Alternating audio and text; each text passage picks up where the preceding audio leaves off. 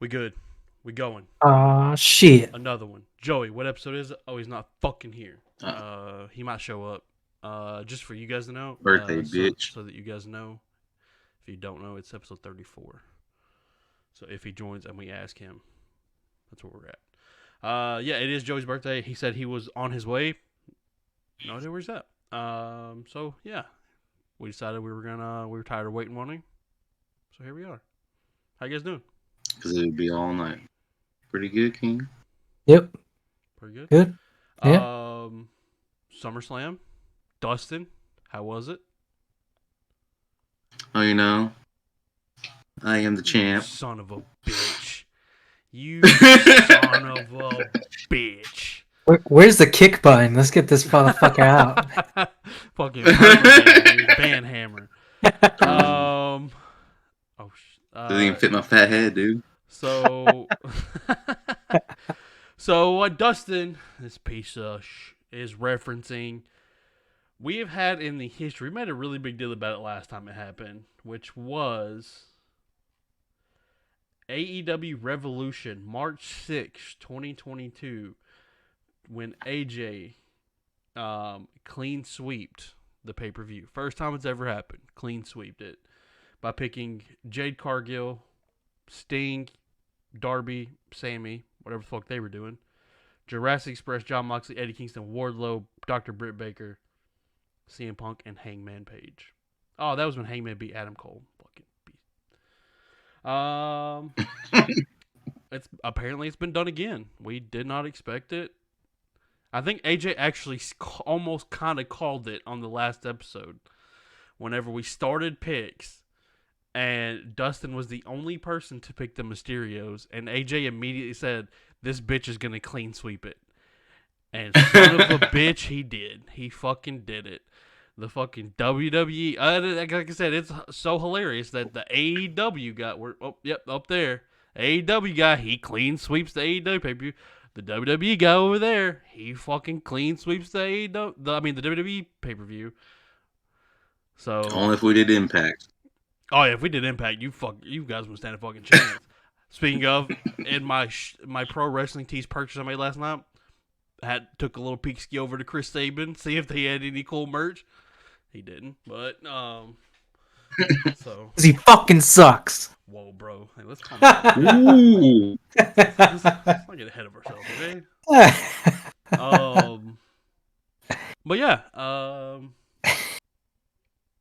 anyways, that wasn't what I was asking you, Dustin. How was the show? How was the environment? How was Brock Lesnar flipping a ring? It's fucking Like great. a fucking tractor. Roman Reigns. That was great. Did you see the Roman Reigns mic catch with your own eyes? No, I did not. Oh, you piece of No, shit. I did not.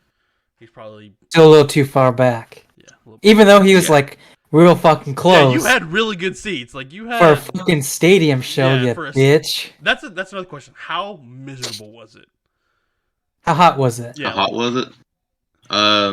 The time the show actually started, the sun was already going down, like level with the stadium, so it wasn't too bad. Wasn't too bad. Because I felt like I would have No, been. it was pretty cloudy that day. Okay. I know. It was according to one Pat McAfee. It was on supposed to his show. rain. Yeah, that's the thing. Is it was supposed to rain, so apparently it was super humid. That's what Pat says. He said he worked out in his basement for like 2 months in the air conditioning, and he said that was a horrible mistake. He said because immediately he walked outside and breathed in the milkshake that was the air in Tennessee, and said it was horrible. Then he almost, he should kind of be used to that, though. yeah, it's not far from Indy, but You have to go to Tennessee a few times, yeah, right? that's true. That's what, I don't know. I don't know what, because he's like next time I have to remember that there's summer in SummerSlam, and it's like. yeah, and then he almost fell and died off of the top rope trying to do the Swanton Bombini. He said Dude, he has some shaky legs. well, no, times. the way he said it is he was doing too much hand motion, plus the ropes were slippery, like because of the humidity, the ropes were more slippery than he intended. But hey, with those ropes slippery, Logan Paul jumping a good 15, 20 feet onto the announce table. Yep. pretty good. I mean, Already better than Dominic. SummerSlam, I think it was an okay show. I'll give it a thumbs up. Yeah, it was, that was one of the things, we're all talking about. Like, even though technically SummerSlam was Vince's last show, technically, of at least setting it up and Yeah. kind of lining out the match card.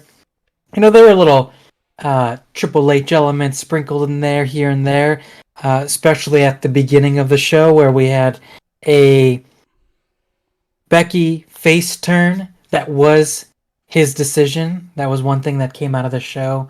It was said that if Vince was still in charge, Becky would still be a heel, which is fucking terrible. And, in my opinion, she's a terrible heel. She can't nail a heel promo to save her life. And then we got a couple returns, or technically a return, a call up, and a technically new signee, if you really think about it. Yeah. Bailey returned, and it's pretty funny when we started talking about all this SummerSlam stuff. I said Bailey was going to show up on Raw and face Bianca and Becky, and sure enough, I was right. I'm gonna say wrong move, but at least we get Bailey back. I can't be mad at that. Yeah. But Bailey wasn't the only one to come back. She brought a fucking stable with her. She brought Io Shirai, now known as Io Sky. Fucking dumb. As well as Dakota Kai. Dakota Kai is back. So why did Io get a new name but Dakota didn't?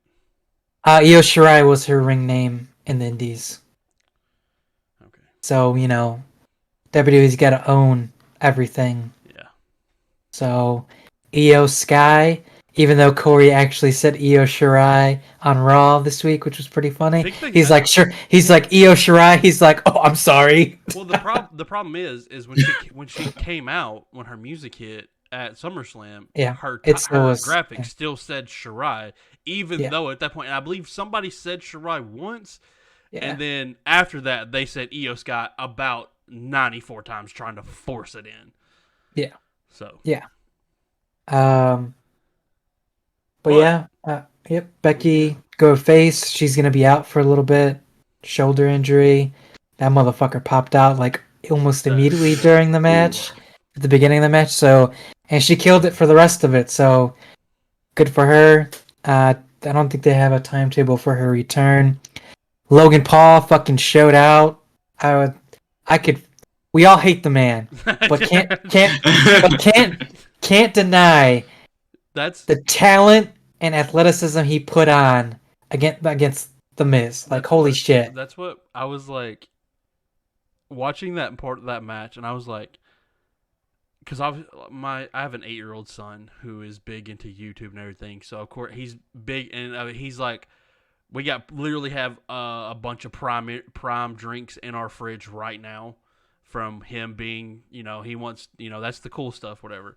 So, of course, he sees it, and he's like, oh, my gosh, it's Logan Paul. And I'm like, who? And I'm like, okay. And then it's like, and then you watch the match, and you're like, son of a bitch, do I like this guy? Motherfucker. No. Like, I don't want to like this guy, but I kind of fucking like this guy. And I mean, Blake's like, go ahead. Go ahead. I was saying all the memes about him already being better than Dominic and shit. Yeah, that was... Dominic sucks, yeah. That was hilarious. That was hilarious. But it's, like, some of the moves he did obviously didn't look the cleanest, like, compared to other people, like his moonsault. But, hey, again, you gotta be like, okay, he did a fucking standing moonsault. And then when he did his backflip, but of course you're comparing it to people that are doing it, like Montez Ford, who... Right. Excel, that's their area of expertise, so... But apparently Logan Paul's not done. Apparently he's he wants to do more. Yeah. And I mean, what the more is, if it's just him doing, premium live events, or actually being there week to week. Yeah, I don't know if I see him doing. I mean, unless he does make a change and he's there week to week, I don't see him getting like a title or anything like that. I see him being there for big shows, doing a program with someone. I think that's the thing, right? That we have to keep in mind or consideration, where it's like, okay, how serious is Logan Paul gonna be for doing this? Yeah. Like, he said it's his dream to do it. He's had 2 matches in which have had pretty 2 good outcomes for him. Yeah. Is he only gonna be on the level for Pat, where Pat is going to do potentially, let's say, the 4 big shows Yeah. for WWE, WrestleMania, Royal Rumble, Survivor Series, SummerSlam? Or is Logan Paul going to be like, I'm going to do all the premium live events only with appearances here and there? Or will he take on a more hectic schedule where he's going to show up week to week a little bit at least, do matches, not just appearances? Yeah. Which, like, I'm down for whatever he wants to, because he seems like he's enjoying it, and I think that's where we all, at least us, I feel like that's where we disconnect with Rhonda, because she doesn't seem like she's enjoying it. Right. He's coming in again. He's only had 2 matches, but he's coming in like, "Hey, I'm here to have fun."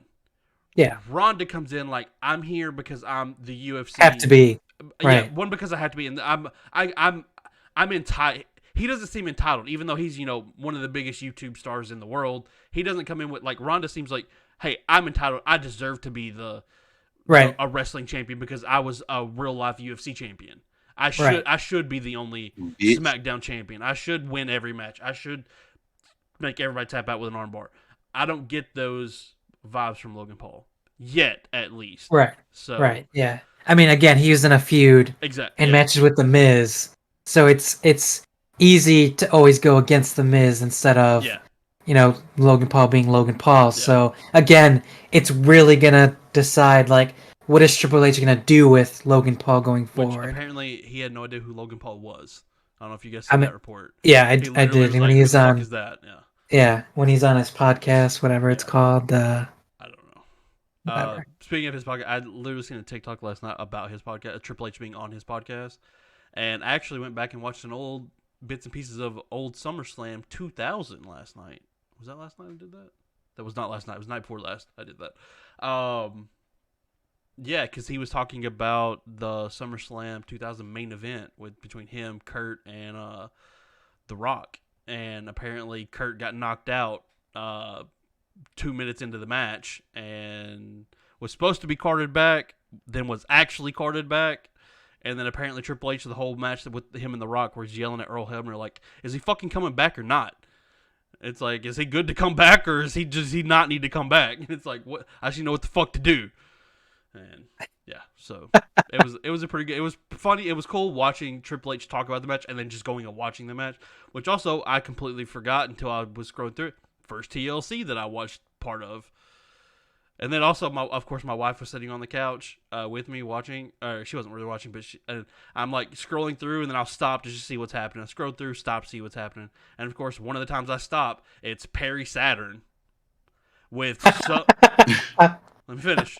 It's Perry Saturn. I don't know who the chick was, but was in. I mean, the camera's on Perry Saturn's face and some chick on his shoulder with her ass right in the camera. I don't remember who it was. And then it goes obviously to the ring, and it's Al Snow, and I don't remember who was in the ring with him either. It was Al Snow, and I was like, I don't know what the fuck this is, but I just stopped the thing, and it's literally just Perry Saturn's face and an ass. And Brittany's like, I just could just feel my wife just looking at me like, "What are you watching?" And I'm like, fast forward. I was like, I don't know what the fuck's going on. This is one of the random times I stopped it. But also, I didn't realize that was the SummerSlam that Steve Blackman hit Shane with the kendo stick and tossed Oh, him he goes to off the thing. Goes off the And apparently, that was a big fucking show because there's a lot of memorable events there. Because that was Kane versus Undertaker. Kane was fucking jacked back then. That was the takeaway. I watched that whenever I seen that part of it. I go, Kane's fucking jacked, dude. I mean, it was ridiculous how big he was. First TLC was on that. I don't remember what else. Yeah, it was pretty cool. Tangent. Nice. Yeah. Elements. Yeah.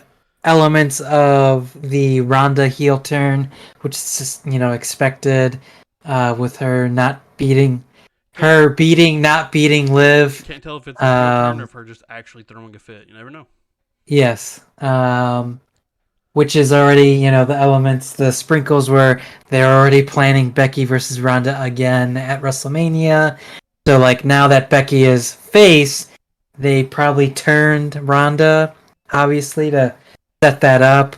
But there are even little elements. It felt like, with Liv winning, she's holding the title and she's like, oh my god, yes. It's like, this is mine, and starts kissing it and stuff. Like, that's kind of a little heelish there, too. So it's like, I guess we'll kind of have to see, but I feel like more Ronda is most likely going to be the heel going forward.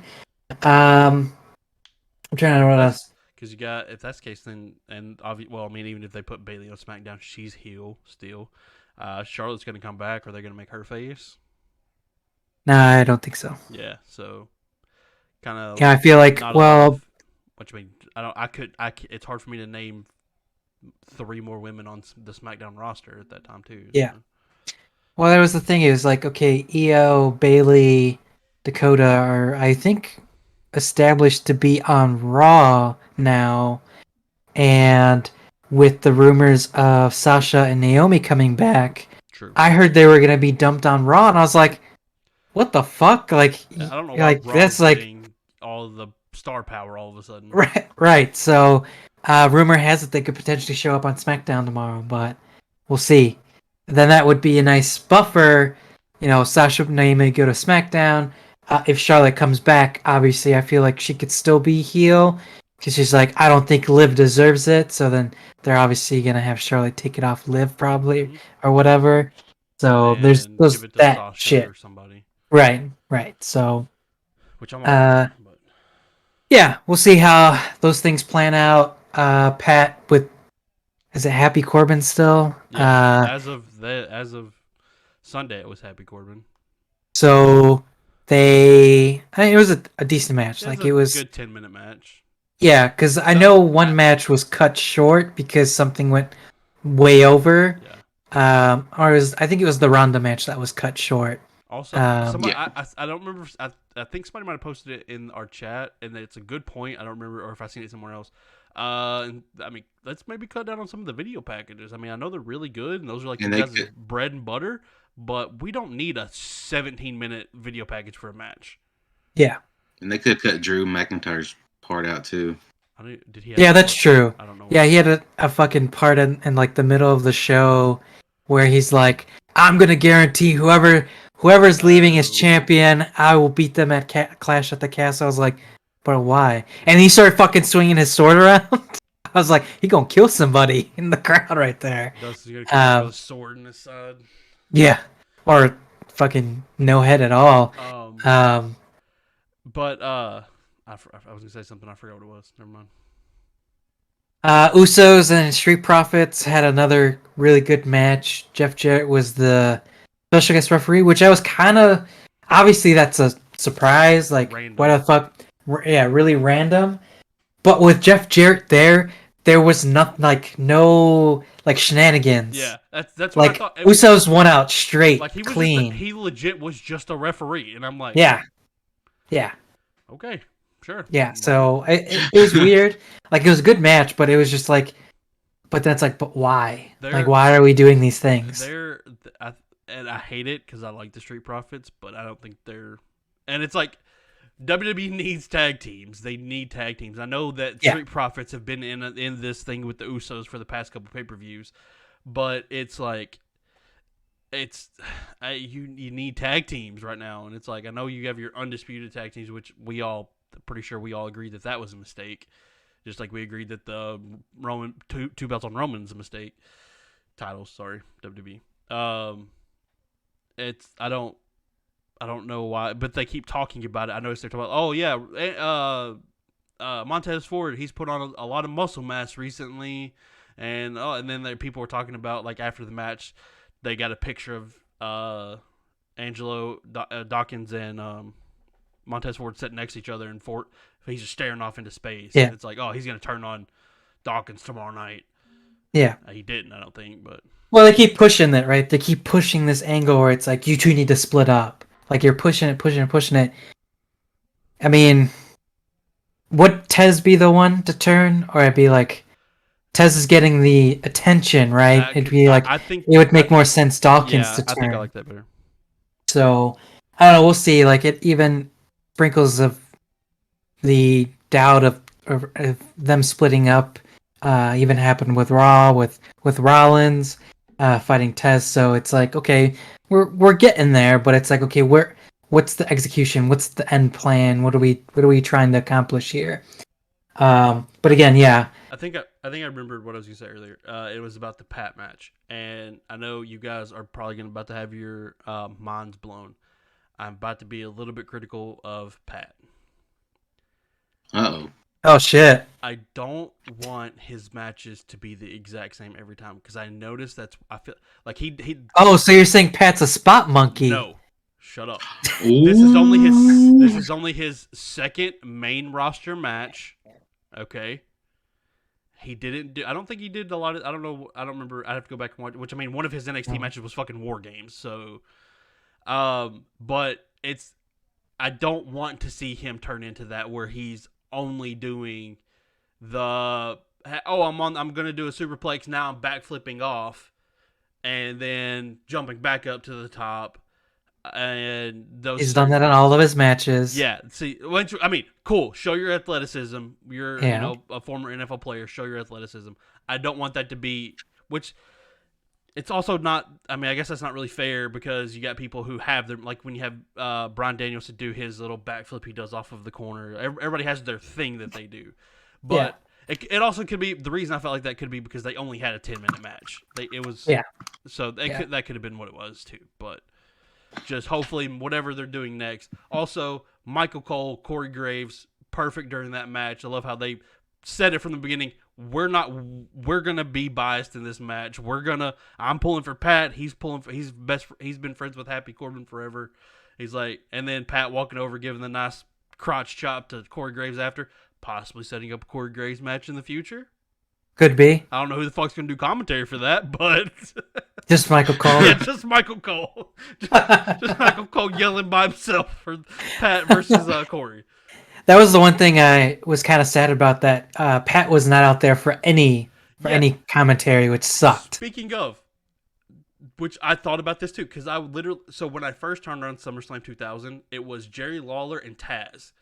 Taz was had Jerry Lawler in chokehold, and then fucking JR goes over with the fucking glass of I don't know, it was like a jar, it had something in it. Fucking smashes Taz on the head with it, and fucking it shatters everywhere. And I'm like, what the fuck are we doing here?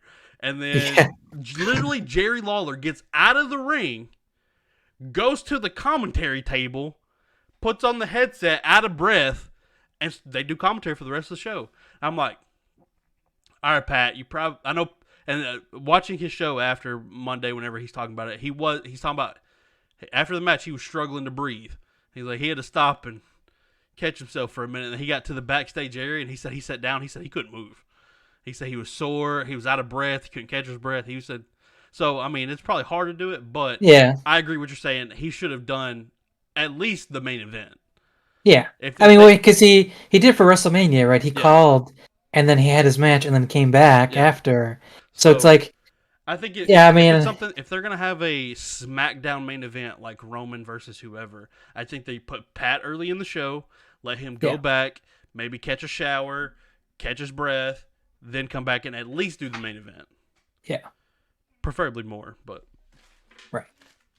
So what else he had? He had the whack ass Mysterios and Judgment Day, which we all called. We knew Edge was coming back.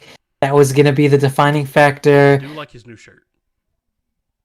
I didn't know is that his shirt? Yeah, it's got Edge on the bottom, and it's got Edge. Oh, did it? Okay. Yeah, it is a nice shirt. It's because he's got it because it looks. If you look at his logo, it's almost it made sense with how he came out and what he did, but then his promo the next night I felt like almost kind of ruined it because if you look at the design on the shirt, it looks like almost like devil horns. Right. Like, because he has the E, D, G, and then the backwards E, and they kind of go together. And so it almost kind of, and then he's coming out of the fire. He's got the stuff, whatever. It's like, okay, I see what you're doing. And then he comes back and just cuts the most babyface of babyface promos. And I'm like, Okay, but hey, we're good to have Edge back with old theme music. Can't beat it. Yeah. So that was probably the worst match of Yep. the night, I would say. Besides the So Ronda Liv one too.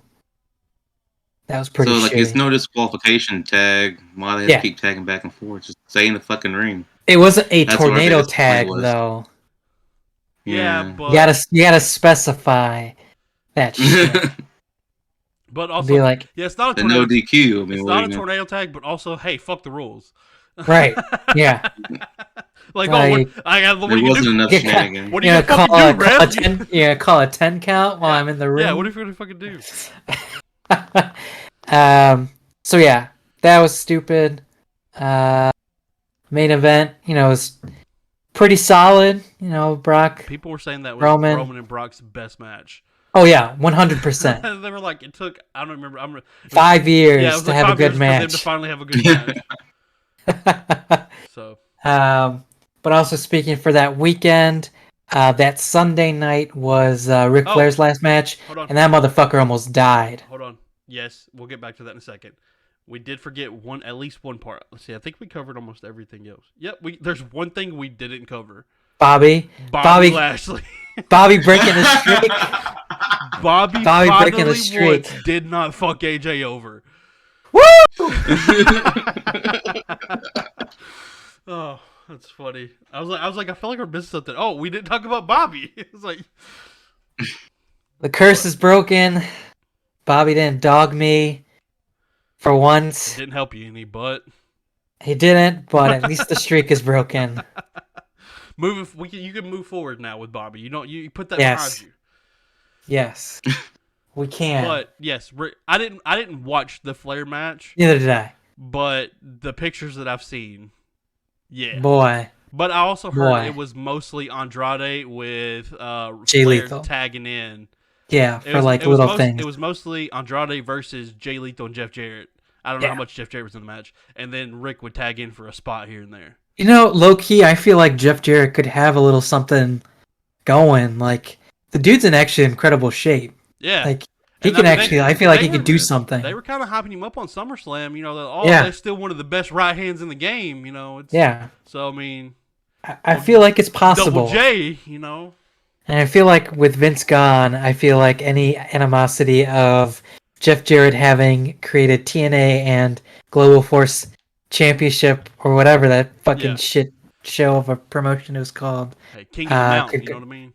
Yeah. So, I we'll see. Like, well, fucking, a lot of people said the last 10 minutes of that match was pretty unbearable to watch. They felt like they thought Ric Flair was gonna die. I heard he Go ahead. Go ahead. No, go ahead. All right, so he won with the figure 4, but the man could not sit his ass up. He didn't win with the figure 4. He won with the figure 4 pin on Jeff Jarrett. Right. But his shoulders were also down. Also down. Yes. Yeah. Like, dude, you can't just roll over and hold one shoulder up for 3 seconds. 3 seconds. You just gotta roll it just like this. Halfway, dude. Just halfway do it, And then afterwards, he obviously was hanging out with Undertaker, Taker Foley, DDP was there, and he's like, I guess he was fine enough after the doctor scene. He was just fine enough so he can go party with Kid Rock at his bar. I was like, that man should be going to the hospital. Yeah. Yeah, I actually was sitting at work the other day, and I heard a couple of the older guys that they're I don't know, 50s or so, maybe 60s. I don't know. They've been at the job that they've been at that job for 30 years doing it or whatever. But I heard them talking about Ric Flair. They're they don't watch wrestling now, obviously, but they're the older guys. They know about it from back in the day. And they were talking about it, and I walked over and kind of talked with them about it for a minute because they were like, "Oh yeah, I don't know who was in it." And I was like, "Oh," I walked over and I was like, "Yeah, it was Ric Flair, and it was his new son-in-law, Andrade." Like, "Oh yeah, I never heard of him. I've seen him." I was like, "Yeah, he's been wrestling on the mainstream. He's been in Mexico for a while, and then he's been kind of mainstream for the past couple years." And then they went against, and they did know who Jay Lethal. One of the guys did know who Jay Lethal was and knew about, Black Machismo, and then the woo off between him and Flair and everything, and I kind of smartened him up a little bit to the game. It was like, oh yeah, that's the guy that trained Rick to get him ready for this, and they got a history with each other and all that kind of stuff. So, and then of course they know who Double J is. So Yeah, I mean, yeah, if you didn't, like, fuck. yeah, Like, shit. Yeah. But yeah, that was really the only thing that was just wanted to bring up from the show. Ric Flair literally almost dying, which is what we all expected. True, But yeah. still, Yeah. you don't want to see a man die on live pay-per-view. Yeah. Or in the, yeah, it was. Like, I seen the picture of him. I'm like, why are we blading at this age, Rick? What are we doing? I'm assuming it was a blade. Blood thinners. Yeah, I'm assuming it was a blading, and I'm like, Rick, what are we doing here? You're in your was he 70s? He was 70s? Yeah, most likely. Yeah. So around Joey's age. Yeah, somewhere around there. My mouse stopped working. What are we doing? Let's see, CBS and 73. Yeah, there you go. Shit. CBS and WoW. Oh my God. Women of Wrestling. I'm about to put a picture. Dang it! Hold on. I'm gonna get this picture and I'm gonna post it so you guys can see it. Go ahead. Do what you're talking about. Okay. We'll come back to it. So, Women of Wrestling. They actually got the green light from CBS to have actually, let's see, a television network debut set for September 17th, which is, I believe, a Saturday. So we're getting Saturday Night Wrestling again, but this time brought to you from the women's side. So I think that's pretty cool. Hopefully they actually kind of keep with that. More wrestling, the better, right? I mean, that's the whole thing now. I feel like we're in a state now. Not a lot of people see it that way. It's always still the WWE versus AEW, and you can only like one mentality. Now we've actually got good stuff all around except Impact, where we can kind of like, Shots fired. Like that. They got good people over there. I mean, they don't have good bookers or good people running the company, but they got good people over there. I mean, they got good people running the company. It's just like they're kind of just stuck in this one mindset. Okay, going forward. It's already on the screen for the people to see. But I just literally Googled Ric Flair, and that's one of the images that came up in the Discord. Like, Oof. How is he okay? Was he speaking normally too, or was he like? This is just an image. I don't know. This is one of the. So when you Google Ric Flair, there's like 1, 2, 3, 4, a solid 5 images that come up, like a good sample size of. If you can click on more images, this is what you're gonna look at. That's number 5. Is this picture? That's number 5. No, like you got number 1. This is old Ric Flair holding up the 4 horsemen in a suit, looking cool. One of them is Ric Flair holding the NWA title, old school Ric Flair. You got one of him in the robe, looks like WCW era Ric Flair. Then you got one between the NWA with him with the big gold, and then you got that picture. Like, those 4 and then that one. It's like it did come out with the old school big goat though, which is pretty cool. But I was like, damn man, I'm pretty sure that shit weighs more than you. We fucking hanging over trying to hold your back up, trying to carry that motherfucker. Also, while I still got that on the screen just for a second, you see, Joey's not here, but look at right there, who's right beside Mick Foley, and Joey ain't even here. Oh yeah, Bret Hart. That's right. He did show up for that. You mean bread? Bret. Yeah, that's right. Bret Hart.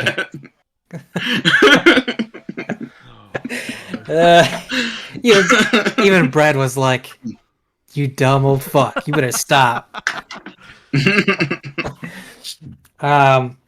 Transitioning into Raw.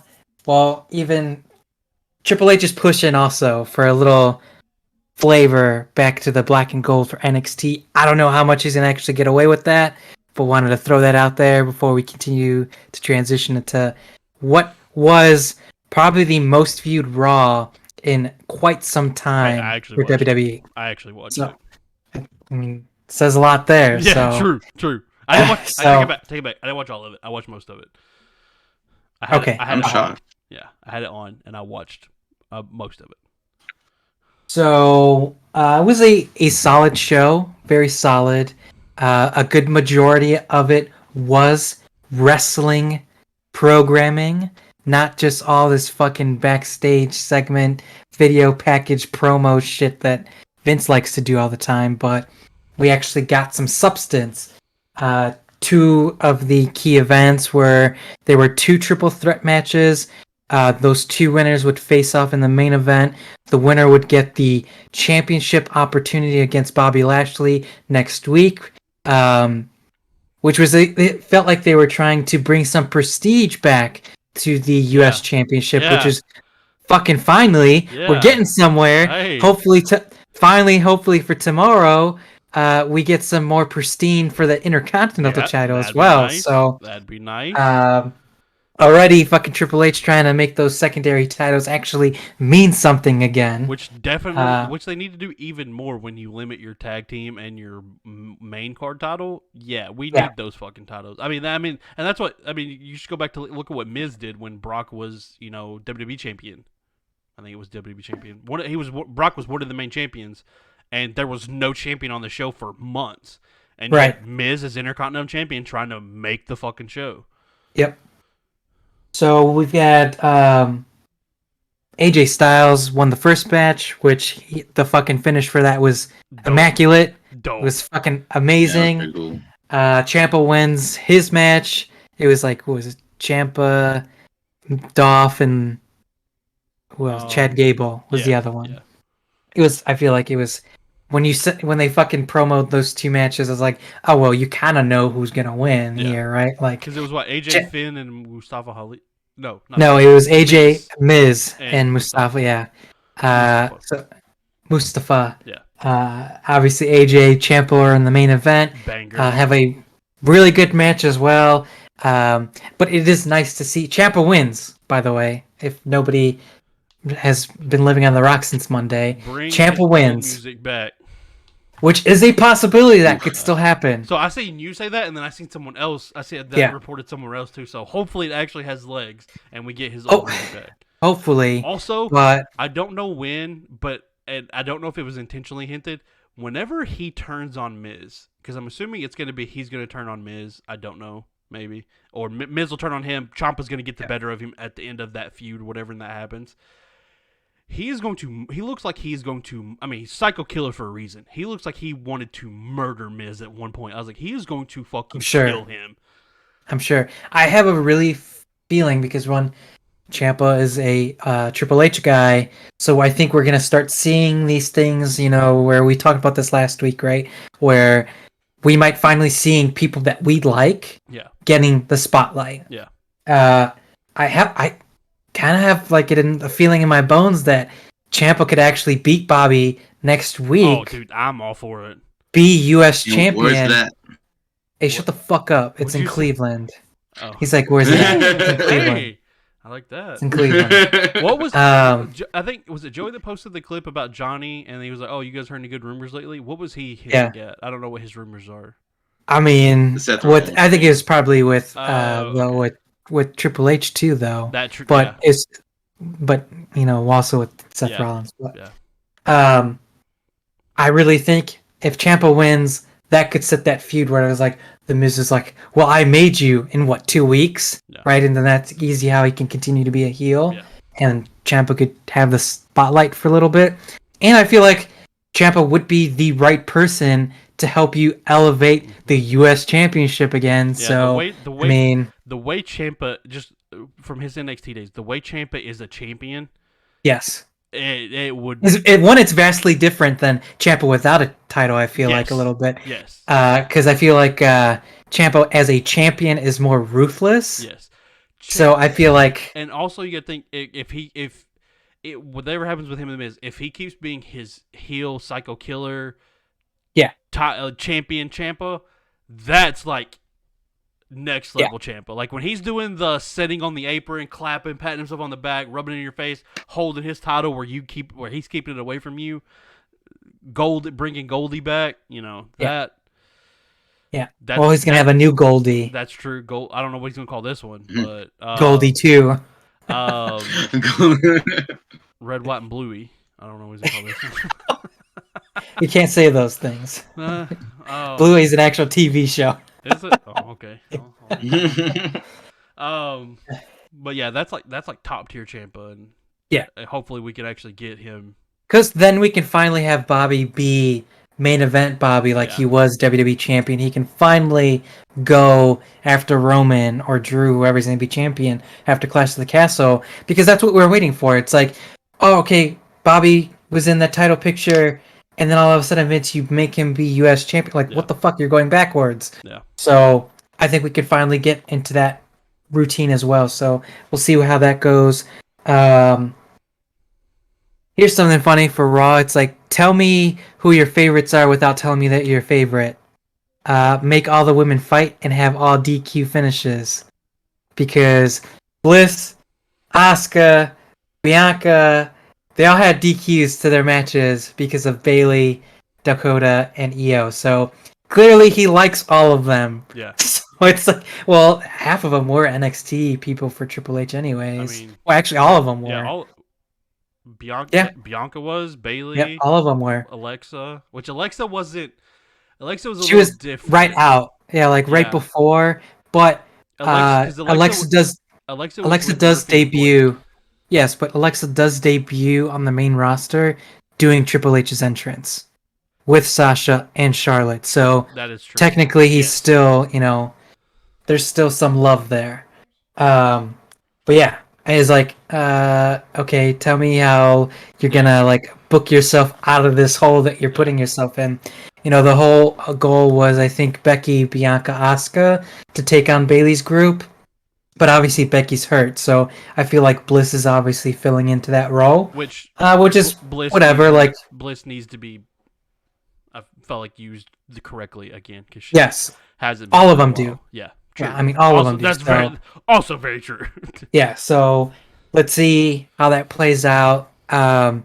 Hopefully Rhea gets a little bit more too. Like kind of need my girl to get some stuff here, some reps in. Yeah. So we'll see how that goes. Obviously, we already talked about Sasha and Naomi.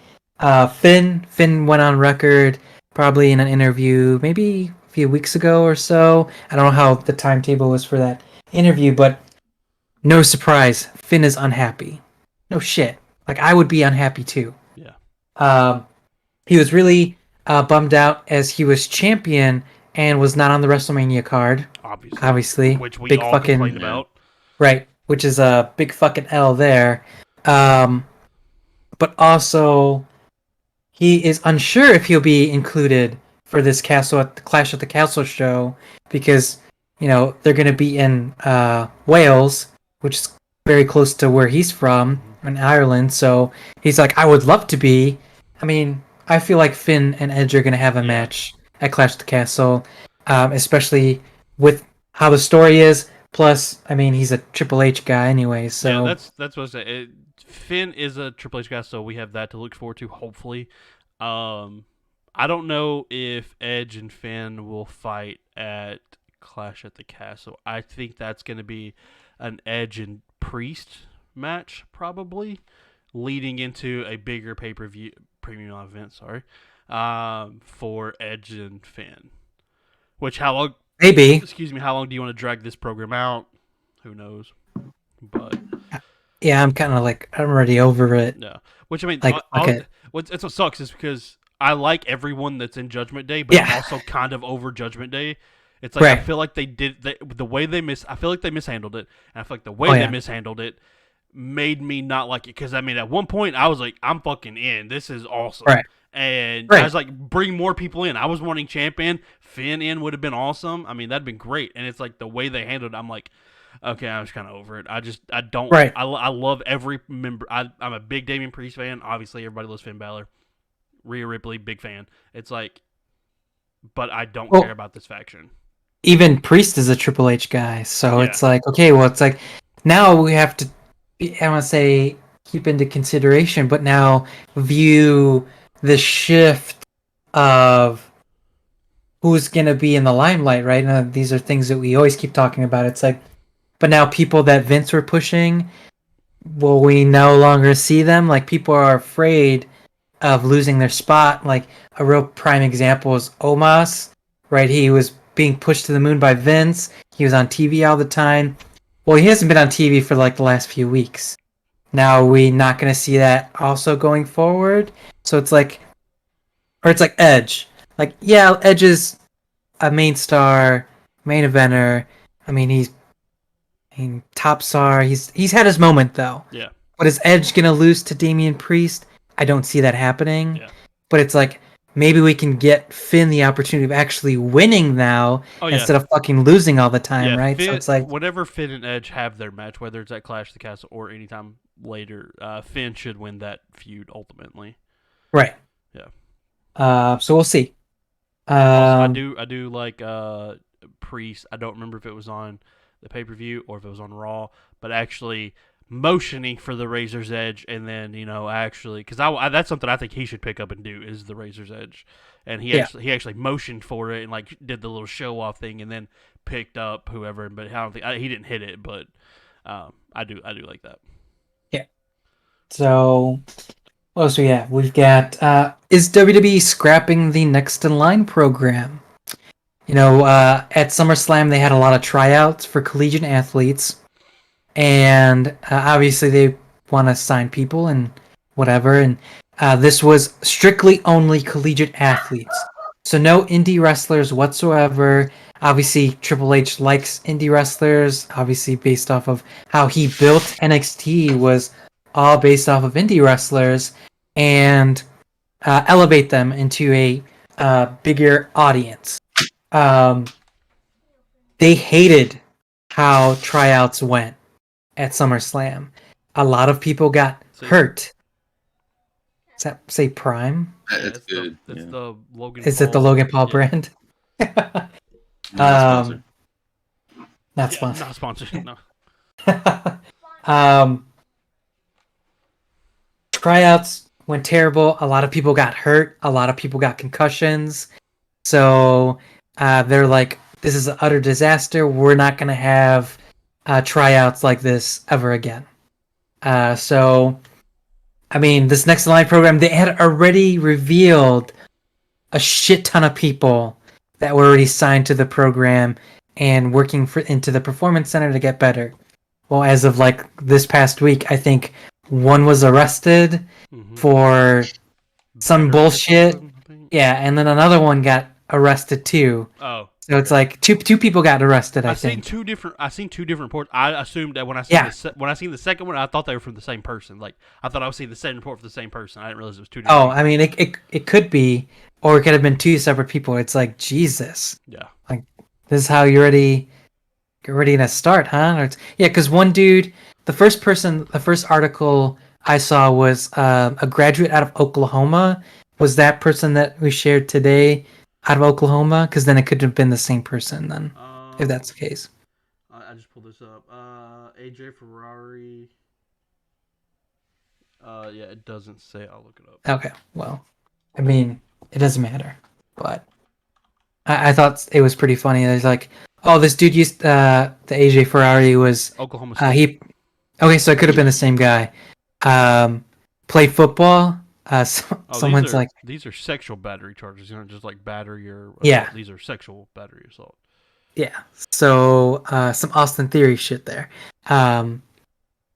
What I had, someone said he's like, oh, he'll just have a career in the NFL. He's off to the right start. I was like, damn. Yikes. Yeah, I was like, oof. 1 game suspension, if that. Yeah. Shit. Backstage morale is up in WWE, which is good. No surprise. With Dakota being back. That's what. Just a side note, because somebody.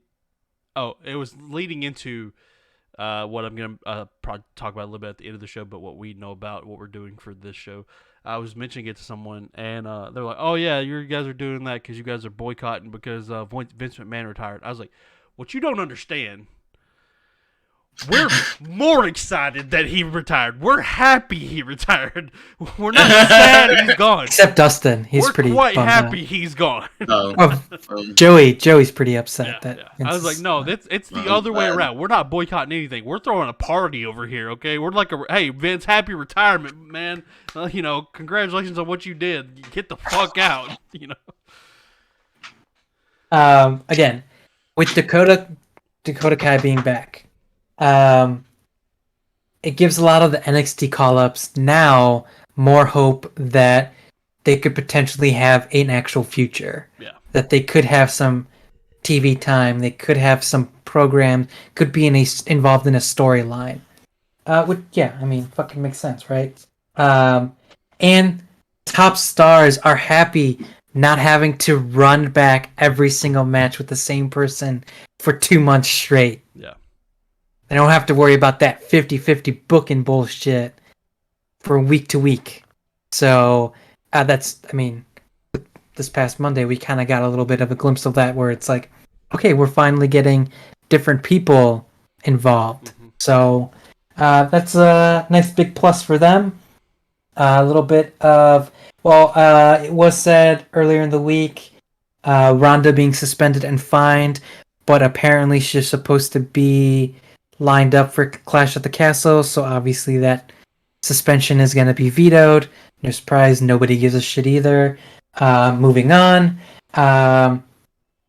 Stars are giving more creative freedom, especially in the promo work. We kind of got a little bit of that on Monday as well, which is great.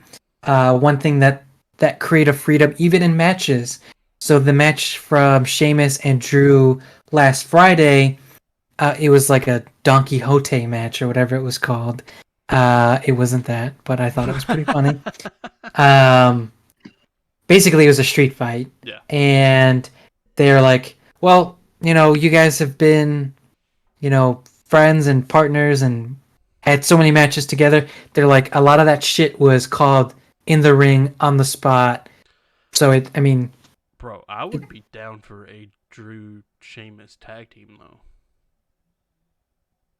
I would be okay with it, but that would just, it can't fill the hole in my heart that was left by the bar. Oh, so, yeah, no. I don't hold them to the bar standard. If they did, that's not going to happen, but I think it'd be a cool tag team. Yes. And maybe, hey, will this even bring in Pete Dunne back and no longer Butch? So hopefully that happens too. Fingers crossed. Please, if there's one thing that you need to change, I don't care who you name. If you give Pete give him his name back. Yes. Little update or not update, but NXT news. Santos Escobar is back. Caden Carter and Katana Chance are the new NXT NXT Women's Champion Tag Champs. It came down to them and Toxic Attraction. You kind of know when commentary is doing a tell, when they're like, when they reference their last match and they're like, oh my god, they beat them with using that move. You know for a fact they're not going to beat them with that move this time, and likely the loser of the last match is going to win this time, finally getting their last hurrah, essentially. Well, essentially that's exactly what happened. Santos Escobar came back during Tony D'Angelo's NXT Tag Team opportunity. The Creeds end up winning. Roddy Strong was not at the show. I don't know if he's boycotting or it was just for storyline purposes. I'm trying to think what else happened. I think that was kind of like the big talking points from NXT, right, Dustin? I don't know if you even watched it. What? I had a match, right? You had a match? Yeah, who gives a fuck if you had a match? Like, me and my crew, yo. So it feels like Joe Gacy is in a... Alright, I don't know if this will be Cameron Grimes' last feud, let's say. And because I really feel like the man can't do anything else. So I feel like Cameron Grimes, after this, could potentially go main roster. I'm really trying to also figure out what they're doing with Solo Sikoa as well. Like he fought Von Wagner, which was actually a decent match. Like, he was back and forth, big ass falls count anywhere match. But it's like, okay, you give him the North American title opportunity, but he loses twice. Is he gonna get an NXT Championship opportunity? Like, or is he gonna just go up to the main roster? It's like there are a few pieces here where you're like, what are we doing? Like, are we doing it with anything with these stars? Like, some stories align, others don't. So I think NXT is still a work in progress. I still think it's a mess. We'll kind of see how things go going forward. Um, News on, well, now we got more news later in the week, but at the time, uh, nothing was said about the AEW Fight Forever game. Amazon UK listing kind of leaked everything. Um, it's going to be for the PS4, PS5, Xbox Series X, Xbox One. It's got a deep career mode. Cool. Singles, tag, 3 ways, 4 ways, a ladder match, casino battle royale, falls count anywhere, unsanctioned lights out, exploding death matches were just some of the stipulation matches that were going to be included, and online multiplayer. We kind of got a first graphic of what the cover art was going to be, which included Britt Baker, CM Punk, Jon Moxley, Kenny Omega, and Jade Cargill. I think that was all of them. Decent cover, pretty cool. Trying to think. They gave a little brief not demo trailer, but it kind of was a demo trailer. A trailer featuring Shivani and Britt Baker playing the game. Jericho's also on the cover. Okay, yeah. I mean, makes sense. I mean, top star. So that was pretty cool. It's a very old school feel game, and I know there's a lot of people shitting on it because it's not up to par graphical wise as a 2K game is for WWE, but it doesn't fucking need to be. It's an old school fucking game. Bro, So it's like, I'm just looking at pictures here on Google. I mean, yeah, just like on Google. I don't know if this is the actual picture from what they actually showed, but man, Jericho should be insulted by how they made him look.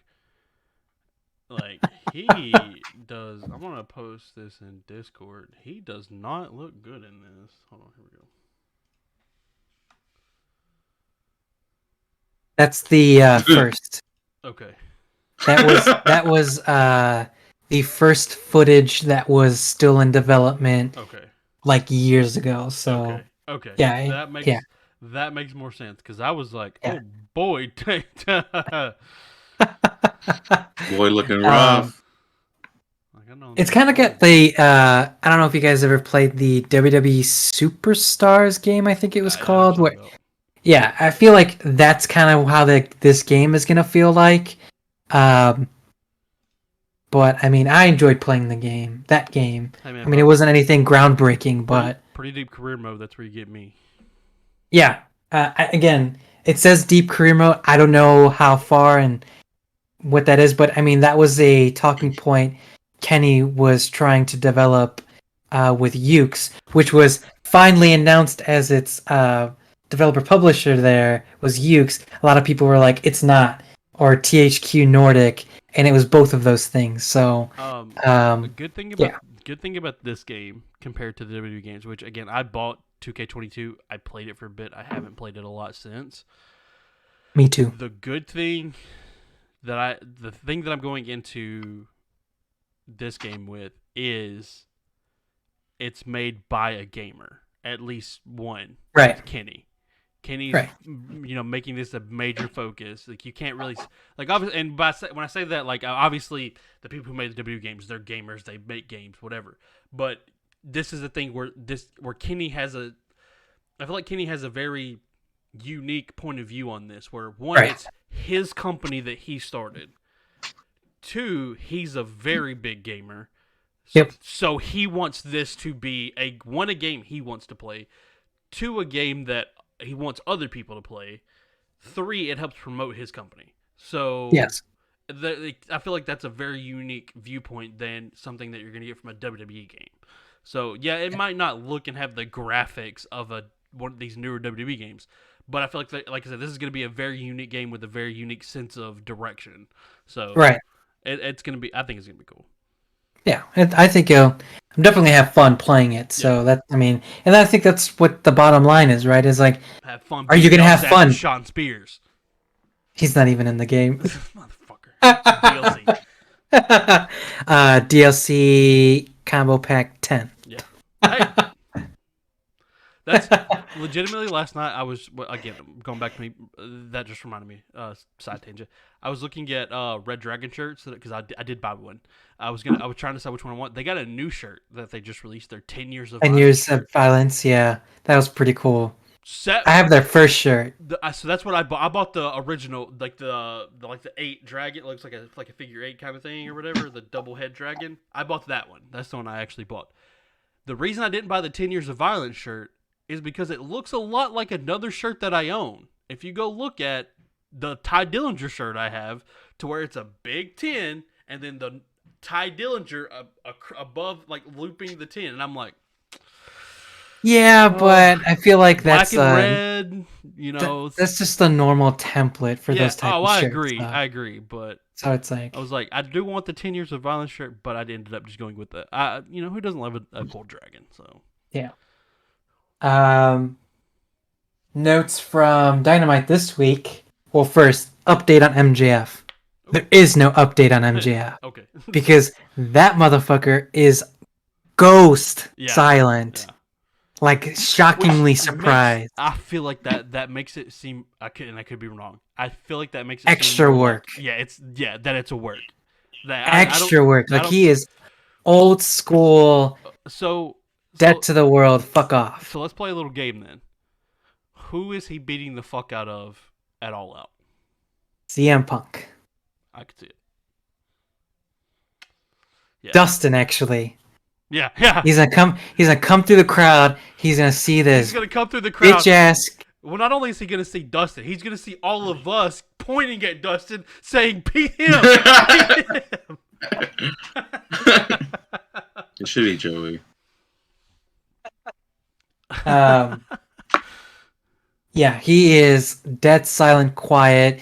When he delivered the heated promo on Dynamite, he hasn't been seen since then, right? He hasn't been seen since then. He stayed. I think that was in LA. I feel like right. I think that Dynamite was like in California. I think so. I don't remember, but I think he traveled a little bit to California and the East Coast. He was doing stuff with Impractical Jokers. Don't know if that was a taping for an episode. I don't know if he was doing a little bit stuff for like TV time.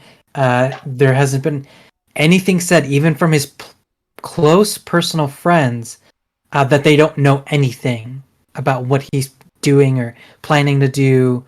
Again, which all could be a work. You're right. Los Angeles. So we'll see. Again, we'll see what happens. Warner Discovery, whatever the fucking brand company is called now, they had their big. I want to say like this isn't really a conversation for this particular show, but hey, Dustin, get fucked, dude. Yeah, I know. Discovery had their stakeholders meeting today, conference on things that they're looking to do going forward, and AEW. Who gives a fuck about that? True. We're not here to talk about that. That's the wrong podcast. That is. AEW front and center. One of their big talking points. One of their big share selling marketing points. As part of their stream and post of their collaboration, especially for Shark Week. So getting AEW getting high praises stakeholder wise. So, throw a little extra money, get a little extra TV time, see what fucking comes of it. So that's actually pretty big. Pay-per-views on the app. That's true too, which we're gonna be getting a new fucking app. So that would be nice. So I mean, fuck Bleacher Report. Hell yeah, 1,000%. Hey, bro, that. when I went to Joey's house that last pay per view, and we jumped through a million hoops trying to get that pay per view bought on Bleacher Report. It was insane how hard it was to buy that pay per view. It's terrible. Because it would literally be like on hit. We would try to use the Bleacher Report Bleacher Report app on his TV, and it'd be like, "Oh yeah, go sign into it on your computer," and he'd go back to his computer, sign into it, and nothing would happen, and he could there'd be like no link for him to click at all, and it's like, "Oh, what am I doing here?" And he go, I mean, it was horrible. Yeah, fucking absolutely terrible. It took us like 30, 45 minutes to buy that damn pay-per-view. Fucking terrible. Team Taz dead. There is no more Team Taz. Dead. Yes, no more Team Taz. Makes sense.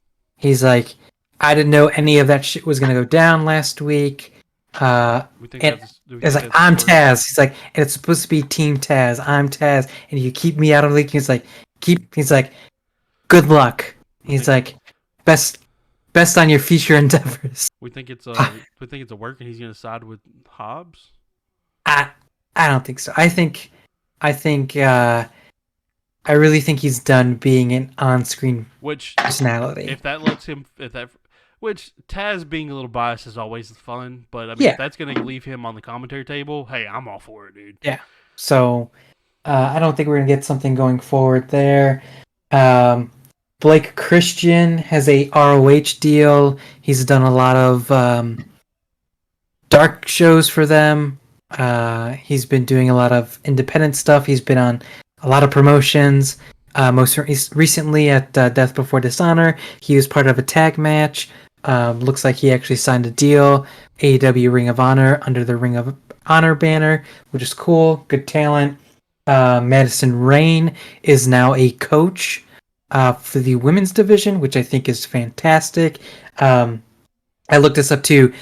She was done with Impact probably like a month ago. They had a whole farewell ceremony for her. So this opened the door for her to be a coach for the division. Old school TNA original right there. Very true. And Tony was even open to say that the door is open for her to actually be an in-ring competitor. I'm not stopping her for being an in-ring competitor. So who knows? Maybe we'll get her on TV too. Maybe she helps out Britt Baker and Jamie Hayter. Maybe she joins the crew.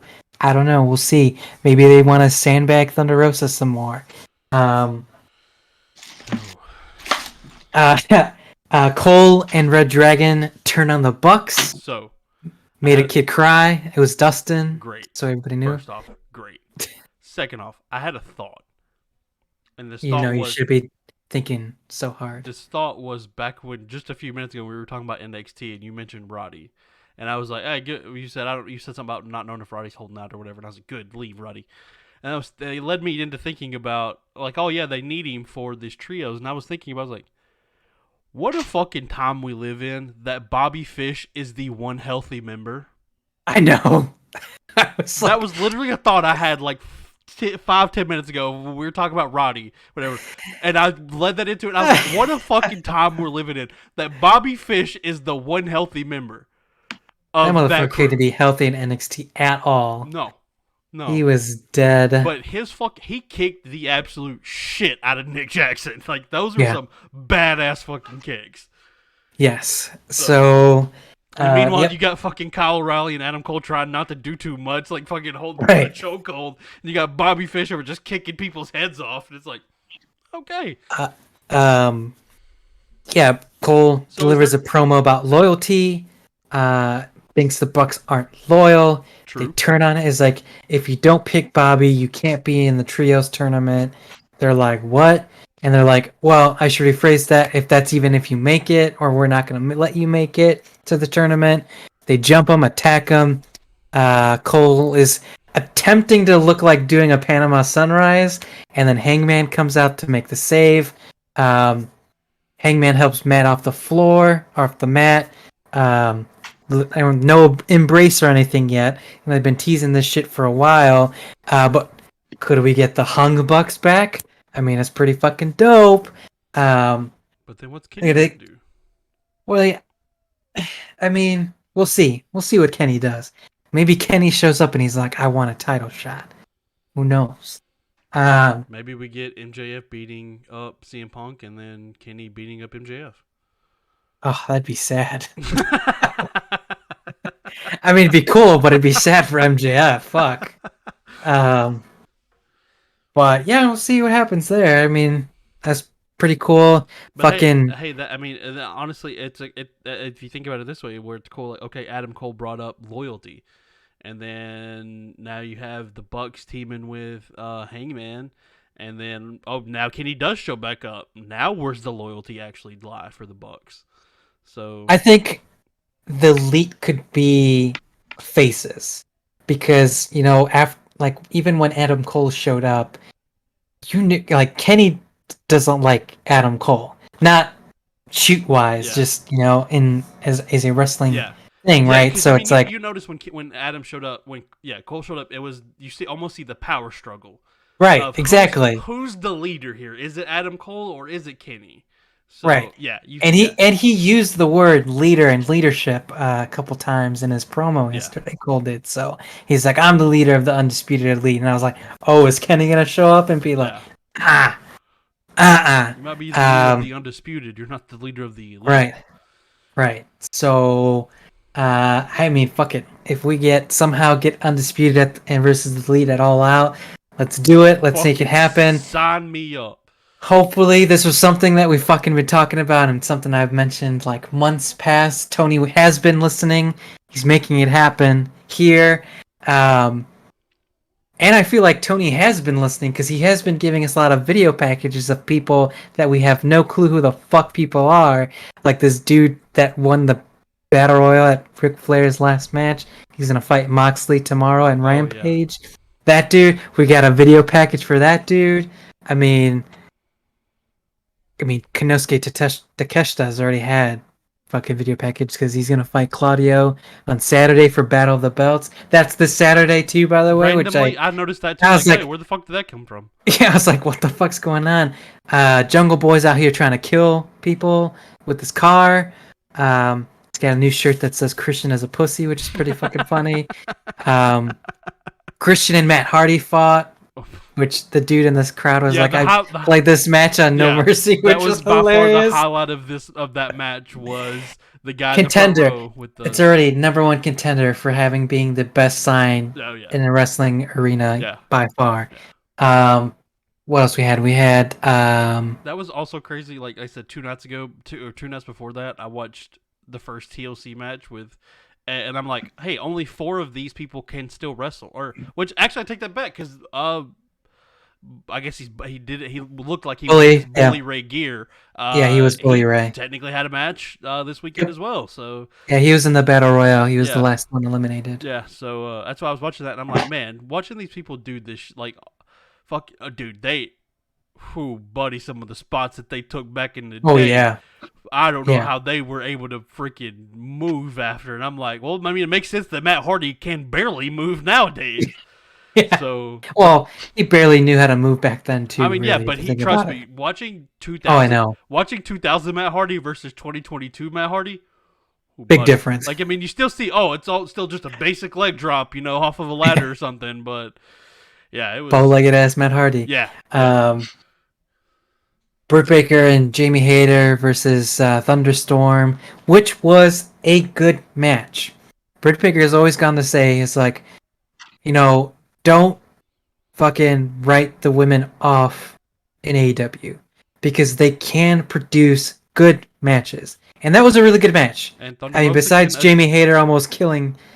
Jamie Hayter almost dying to Thunder Rosa's dropkick. Thunder Rosa almost having attempted murder in the ring. But other than that, hey, great. Dude, that... We mentioned it in the chat. Like, hey, I think I mentioned... Hey, don't fucking wear a shirt that says sandbagging on it and then almost murder someone in the ring. Just a possibility to throw out there. Maybe try not to almost murder somebody in the ring. Because that was my instant thought. Everyone's not. I'm like playing D&D when I watch it. It's on mute up there, and I just see the camera angle. They was super zoomed in on Hayter doing the pin, and she just out of nowhere, just straight murder, head caved in drop kick. You could have did a little splash or hit her on the back or something. No, straight to the fucking dome, dude. Yeah, 2 feet to the dome, and it was like. Oh, Sandbag and Rosa's at it again. I don't know how Jamie finished that match after that. I don't either, dude. But she got the win. She had to be concussed. I don't know if she's concussed, but if she did it, hey, props to her for fucking having a strong head or something. Because Well, Hayter gets attempt at revenge on Saturday as well because she's fighting Thunder Rosa for the women's championship.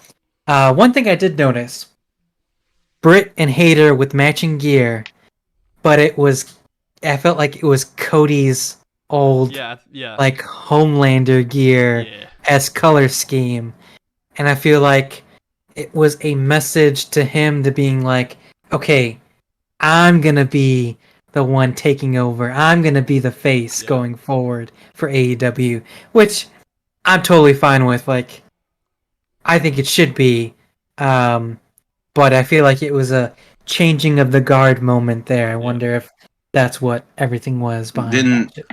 Didn't her and Cody's figure just come out recently too? Yes, the Like their ultimate, figure. the Supreme line, which is essentially the I think that might ultimate have something to line. do with it too. Could have been. So, yeah, but other than that, kind of have to see how SmackDown turns out tomorrow. Battle I of the think they Belts. said Rampage was live Oh. tomorrow, and then Battle of the Belts as well And on then, Saturday. as of today, we are recording this. We're recording this on August 4th, which puts us exactly 1 month out. We are officially on, and SummerSlam's out of the way. Yeah, we got fucking Clash of the Castle before All Out. Who gives a fuck? I was sitting here thinking about it. We probably won't even do picks for that show, just because, just out of just principle of respect of AEW that week, because we're going to be doing All Out picks. We're going to be at All Out. We're going to be together doing our picks for that week. Some of us will be all out. We Yeah. haven't decided yet. I haven't decided yet who I'm letting go. True, that's true. Too. Well, I've already sent you fucking money, so I'm in And I'm keeping your money. Yeah, he's like, I'm keeping your money, and you're not going. As soon as you guys can hear him Room calling for the all cops. shit. So we are officially, I'll say it, we are officially 1 month out on the road to All Out, to our trip to All Out, our trip to Chicago, our trip to hopefully not get shot. Got some hopefully big news right around the corner for the show in general. So we got some things we're working on behind the scenes. Gonna try to get that stuff figured out as soon as we can and get that rolling. Hopefully before there's some stuff happening in September that we need to have that ready for. So hopefully we'll have that ready before then. Follow us on all of our socials that are down in the description for all of the information on that. Try to get more active on Twitter. I tweeted out a little, hey, news coming soon kind of thing like I did for the Facebook page. Yeah, so we got news for the show. All Out's right around the corner. Trying to think if I forgot anything. I don't believe so. Joey's still a bitch. Happy birthday, Joey, you bitch. You didn't show up, even though he said he was on his way. He's sleeping. Yeah, I'm sure. On his way to bed, yeah. Yeah. You guys got anything else for me in? Nope. I'm good. We will see you guys back next week. We are hold on. How many more shows we got? 1, 2, 3, 4 more shows. If we do a show on the 1st, which is a Thursday technically, we got 4 more of these if we hit one every week before we go to All Out. Technically 5 because we're gonna do the one in Chicago. So yeah, should be good. All right, that's it for us. We'll see you guys next week, probably, hopefully. Later.